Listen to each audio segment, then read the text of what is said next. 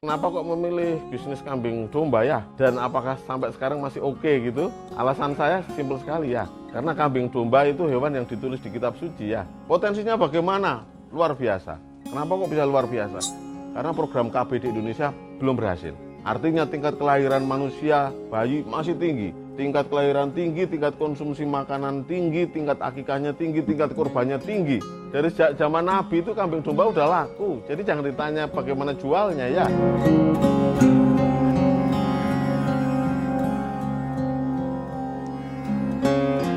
Halo teman-teman semua, salam kenal. Saya Bayu, saya pemilik 78 Farm Jogja. Saya alamatnya ada di Kolowenang, Sumberarum, Moyudan, Sleman. Saya bergerak, usaha saya dalam bidang integrated farming, ternak kambing domba, dan beberapa jenis peternakan lainnya. Saya memulai usaha ini jalan tahun kalau nggak salah tahun ke-10 saya jalani usaha ini. Awalnya hanya fokus di ternak kambing domba, tapi saat ini saya kembangkan ke integrated farm-nya. Jadi integrated farm itu adalah sebuah metode penggabungan usaha antara peternakan, pertanian, perkebunan, dan perikanan. Jadi saya gabungkan. Saya di sini juga ternak ayam petelur untuk skala rumahan, ternak mentok, ini yang unggas, ada ternak cacing, ternak ikan, ada nila, bawal, dan sebagainya. Kalau tanaman buah, nanam macam-macam, ada mangga, alpukat, durian, kelengkeng, belimbing, dan segala macamnya. Jadi karena kambing domba itu makannya daun-daunan, maka saya harus nanam banyak pohon, termasuk pohon-pohon buah tadi, selain pohon-pohon utama pakan si kambing dombanya. Dari aneka jenis daun tadi kemudian dimakan oleh kambing domba akan menghasilkan kotoran. Nah, kotorannya kita olah menjadi media hidupnya si cacing sama untuk pupuk kompos. Nah, cacingnya nanti untuk makan ayam, makan mentok, dan makan ikan. Ini salah satu perputaran usahanya seperti itu. Jadi saya nyebutnya integrated farm gitu.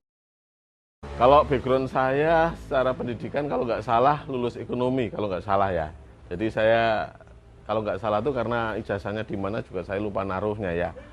Nah, kebetulan memang seneng di dunia ini. Waktu itu kuliah saya juga piara sapi 14, nggak sempet pacaran, ya pacarannya sama sapi ya.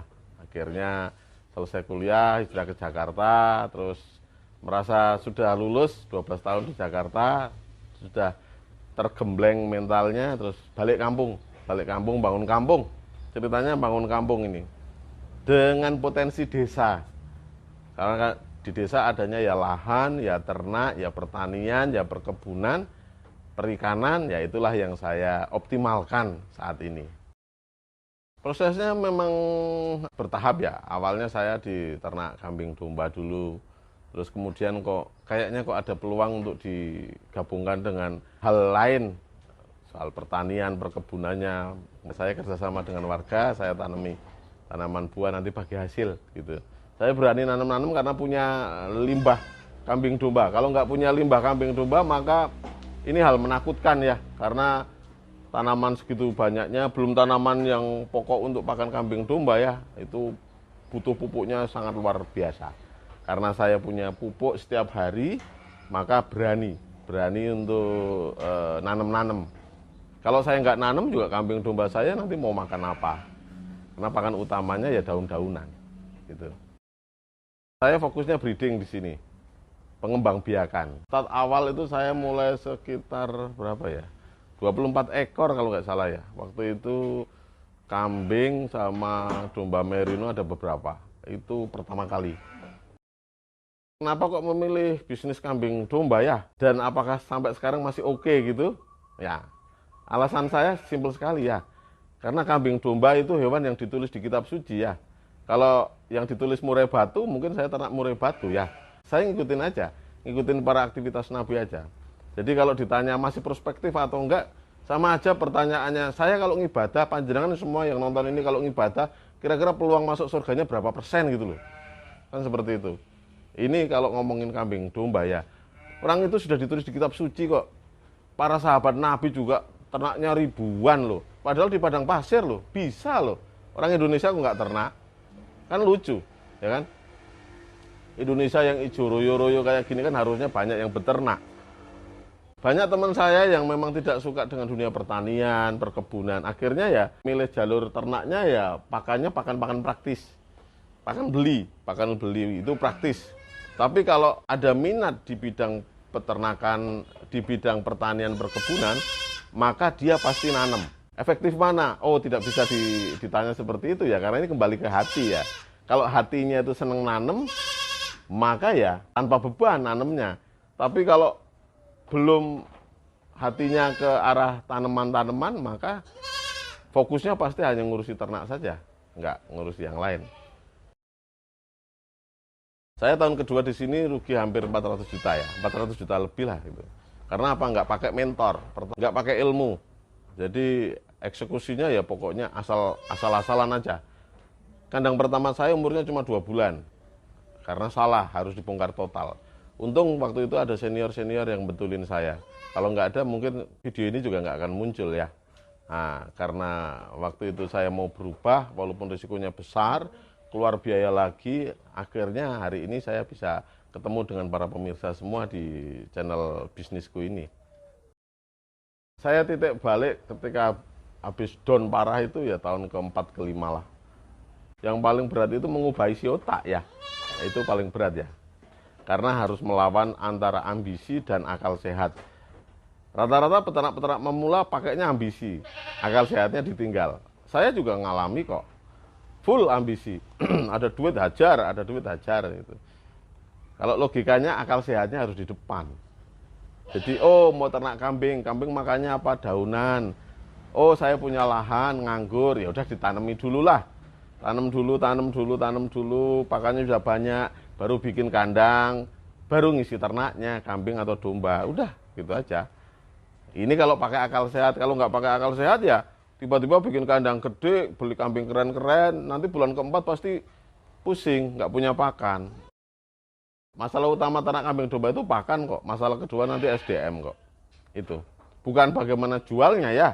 Dari zaman Nabi itu kambing domba udah laku, jadi jangan ditanya bagaimana jualnya ya. Kalau ada yang tanya, analisa usaha ternak kambing domba bagaimana? Ya ada analisa usahanya sih ada. Tapi kalau mau dihitung matematika banget nanti jadinya malah berantakan. Lebih baik persiapannya yang matang, persiapannya panjang, kerjakan yang paling sulit dulu yaitu nanam-nanam, persiapan pakannya ini yang paling sulit ya. Kemudian mulai yang relatif tidak begitu sulit, bikin kandang. Karena kalau nggak bisa bikin kandang pun sekarang jasa pembuatan kandang kambing domba juga udah banyak. Yang terakhir kali yang paling mudah baru dikerjakan yaitu beli ternaknya. Beli ternaknya itu paling akhir, paling mudah, paling akhir. Ya, ini yang paling sulit dilakukan oleh teman-teman peternak pemula. Maunya bikin kandang gede, terus kemudian ngisi kambing dombanya banyak-banyak, biar terlihat keren. Nah, ini biasanya yang bikin gagal. Yang pengen tertarik ternak kambing domba, monggo, boleh dimulai dengan skala yang kecil dulu. Skala kecil itu berapa? Misalnya 2 ekor, bunting semua, beli yang bunting semua. Nah, ini kan skala kecil. Oh, saya udah punya pakan, di tempat saya kebetulan kebunnya sudah ditanami banyak pakan. Dah, oke, mulai dari 5 ekor gitu. Jangan tiba-tiba mau 50 ekor, ya kan. Duit kuat, belum tentu SDM-nya kuat loh, ya kan. Belum tentu yang ngarit nanti bisa komitmennya tinggi loh. Bisa-bisa hari pertama semangat juang 45 ya kan. Hari ke-7 itu udah ngeluhnya, ya kan. Hari ke-8 sudah minta cabut. Nanti kalau minta cabut nggak punya pakan, siapa yang mau ngarit? Target tahun pertama adalah tingkat kematiannya rendah, itu aja. Tingkat kematiannya rendah. Oh, saya setahun ini punya 5 ekor induk bunting, melahirkan semua, nggak ada yang mati, itu sudah sukses. Oh, tahun kedua, alhamdulillah, saya sudah bisa kurban pakai domba hasil kandang sendiri. Wah, itu luar biasa. Jangan terpikat, wah itu buka lapak kurban kok lakunya luar biasa, aku jadi ikut-ikutan. Janganlah. Nanti ada saatnya kalau jam terbangnya sudah punya. Kalau belum punya jam terbang jangan aneh-aneh lah. Karena duitnya nggak sedikit loh. Duitnya nggak sedikit. Katakanlah satu ekor Indo harga 2,5 juta gitu loh. Ya 2,5 juta, nanti kalau berapa ekor tiba-tiba nggak ada yang ngurusin, udah mati semua nanti.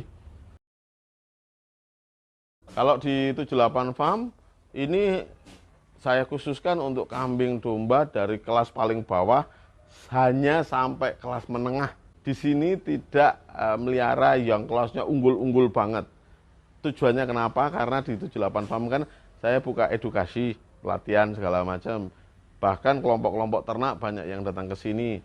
Nah, supaya memotivasi mereka juga bahwa dengan kambing domba skala yang kualitasnya standar kampung saja itu bisa kok gitu. Potensinya bagaimana? Luar biasa. Kenapa kok bisa luar biasa? Karena program KB di Indonesia belum berhasil. Artinya tingkat kelahiran manusia, bayi masih tinggi. Tingkat kelahiran tinggi, tingkat konsumsi makanan tinggi, tingkat akikahnya tinggi, tingkat kurbannya tinggi. Tuh, ya kan? Ini peluangnya. Kapan bisnis kambing domba meredup? Nanti akan meredup kalau orang Wonogiri jualan bakso sudah pakai daging kambing domba. Itu pasti bisnisnya meredup. Karena akan masuk daging impor untuk kambing domba. Nah, tapi selama orang Wonogiri jualan bakso masih pakai daging sapi, maka bisnis kambing domba masih top. Kambing domba itu kan pakan utamanya pakan hijauan ya.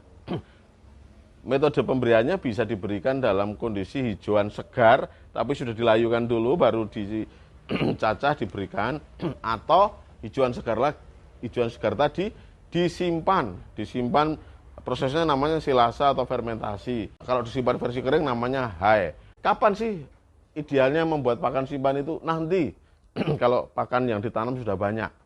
Kalau yang ditanam itu sudah banyak, silahkan bikin pakan simpan. Kalau belum punya bahan yang mau diolah, jangan belajar bikin pakan simpan. Nanti pasti bahannya aneh-aneh, pakai ketepok pisang, jerami padi, segala macam. Tidak bengek kayak gitu. Jangan. Pakan kambing domba harus yang berkualitas. Daun singkong, daun nangka, rumput pakcong, rumput odot, rumput gama umami, indigo vera, turi, lamtoro, dan sebagainya. Jadi kualitas nutrisinya tinggi. Itulah nanti yang diolah, disimpan, menjadi pakan simpan. Ketika sudah punya pakan simpan, panjenengan mau tindak umroh, tindak haji, segala macam, ternaknya aman. Teman-teman, kalau mau, yuk silahkan. Pelan-pelan, ingat jangan pakai ambisi kalau mau ternak kambing domba, pakainya akal sehat. Mulai dari skala kecil, pelan-pelan, pasti nanti dapat. Jangan pesimis, lebih baik mencoba daripada tidak sama sekali. Lebih baik mencoba dengan cara yang benar daripada jenengan hanya menjadi penonton. Ya, ketika jenengan hanya jadi penonton, maka jenengan tidak akan dapat apapun. Ya, jenengan hanya menjadi penggembira saja di saat yang lain sukses ternak kambing dan domba. Harapan saya selaku pemilik 78 Farm kepada generasi muda di Indonesia, saya berharap saya semakin punya banyak teman anak-anak muda di Indonesia yang mau merintis usaha ternak kambing dan domba. Karena apa? Setahu saya 25% lebih lah peternak kambing domba di Indonesia itu usianya usia sepuh, usia di atas 60 tahun. Ini sudah tidak produktif dan harus diteruskan oleh generasi muda. Nah, generasi muda inilah nanti yang beternaknya harus pakai metode-metode yang lebih modern. Generasi muda inilah nanti yang akan membuat industri peternakan kambing domba semakin diminati. Ya, semakin diminati. Pakai style yang lebih kekinian gitu, kekinian. Ngarit ya besok minimal ya naik Alphard, kan gitu kan? Nah, teman-teman semua, para pemirsa, terima kasih sudah berkenan menyaksikan video ini. Semoga video ini bermanfaat untuk teman-teman semua. Bagi teman-teman semua yang misalnya mau lebih serius belajar mengenai ternak kambing domba, teman-teman bisa ikut pelatihan kami di 78 Farm. Kami buka pelatihan per 2 minggu sekali. Teman-teman yang pengen banyak dapat info mengenai ternak kambing domba juga bisa lihat di channel saya 78 Farm Yogyakarta. Terima kasih, sukses selalu untuk teman-teman semua. Jangan lupa, ayo kita bangun Indonesia melalui jalur peternakan, pertanian, perkebunan, dan perikanan. Terima kasih, sukses selalu untuk kita semua.